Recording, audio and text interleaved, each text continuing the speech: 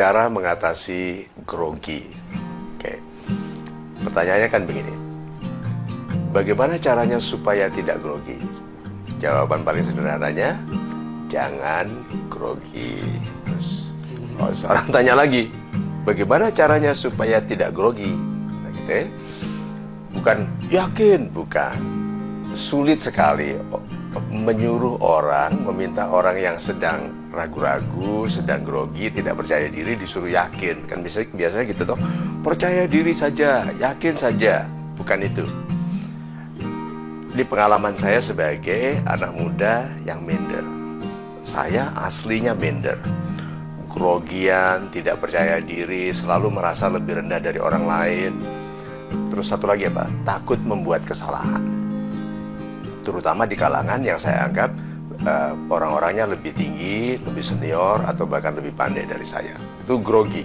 Kadang-kadang malah kami sosolan itu bilang ini dan itu jadi satu, jadi inu, benul, gitu kan. Nah, betul dan benar. Lama-lama saya mengerti caranya. Caranya itu ikhlas, menerima bahwa satu, kita memang muda. Dua, memang mereka lebih pandai. Mereka lebih kaya, mereka lebih senior. Begitu ikhlas, langsung ada perasaan seperti kita itu anak dari orang tua, keponakan dari paman. Tidak ada keinginan untuk bersaing. Yang kedua, tidak usah ada keinginan membuktikan diri. Kan kalau orang grogi itu ingin membuktikan diri sebanding dengan orang lain. Tidak usah. Ikhlas saja, memang kita masih muda, belum tahu. Lalu izinkan diri di dalam proses itu mencoba sebaik mungkin, melakukan sebaik mungkin, bicara sebaik mungkin. Nah, jadi semakin kita minder, semakin kita grogi, semakin harus baik sekali persiapan kita. Begitu tampil di depan orang lain, ikhlas. Bahkan awal-awal sekali dulu saya katakan begini, sahabat-sahabat saya yang baik hatinya, mohon maafkan saya nanti kalau saya salah. Saya akan mencoba sangat berani, gitu. Atau kadang-kadang sudah begitu lebih senior sedikit, saya bilang gini, saya akan 1 atau 2 membuat kesalahan nanti, oke? Saya mohon Anda tangkap di mana saya salah. Wah, jadi seperti malah sekarang saya yang senior yang memberikan kuis kepada mereka. Nah, rasa grogi itu tanda bahwa kita itu sedang harus tumbuh. Terus kapan habisnya? Tidak pernah selesai. Sekarang misalnya saja hari ini, meskipun saya sudah bicara di depan jutaan orang, tapi kalau mendadak saya diminta bicara di depan Dewan Keamanan PBB, ya pasti ada perasaan grogi. Yaitu itu para jenderal, para panglima, lalu saya bicara di situ. Tentang apa ini bicaranya? Gitu kan?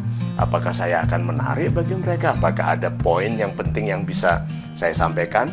Saya put across. Nah, jadi anak muda memang akan mengalami grogi.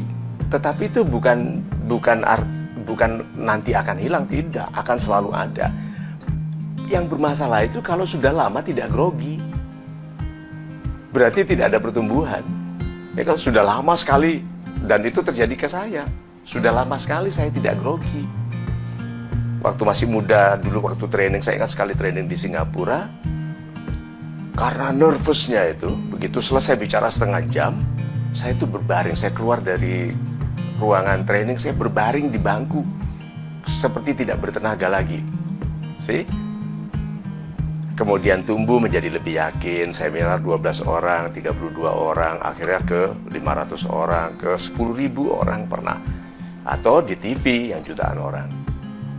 Lalu bertanya saya, kapan saya akan grogi lagi? Saya merindukan keadaan itu, bukan kesombongan, tetapi tanda bahwa saya telah melakukan yang itu-itu saja. Jadi anak muda yang grogi, syukuri. Itu tanda bahwa dia harus memantaskan diri untuk yang lebih senior. Nah, nanti semakin cepat dia mendewasa, semakin dia menyadari bahwa ternyata dia lebih nyaman sekarang berhubungan dengan orang-orang. Ini tanda ya bahwa groginya sudah selesai untuk levelnya. Dia merasa nyaman dengan orang-orang yang lebih tua, yang lebih berpendidikan, yang lebih berpengaruh. Nah, kemudian ada namanya tact, ada kesesuaian, keanggunan yang sesuai untuk kelas-kelas di atas kita. Itu harus dibangun. yang membuat anak muda itu grogi itu kadang-kadang merasa nanti tidak pantas untuk pergaulan yang lebih tinggi. Nah, disimpulkan, sederhananya adalah ikhlas terima bahwa kita masih muda dan belum tahu. 2, bahwa memang kita masih harus menyesuaikan diri, izinkan diri membuat kesalahan. Salah satu formula saya adalah buat kesalahan ke 10 orang pertama setelah Anda belajar sesuatu. Setelah belajar sesuatu, izinkan 10 orang untuk mengalami kesalahan bersama kita. Bayangkan itu. Nah, 1 kali salah sedih, 1 kali salah sedih 10 kali, biasanya tidak. Sudah mahir. Lalu kita akan naik kelas, berhadapan lagi dengan kelompok orang-orang yang akan membuat kita grogi lagi. Dan seterusnya begitu.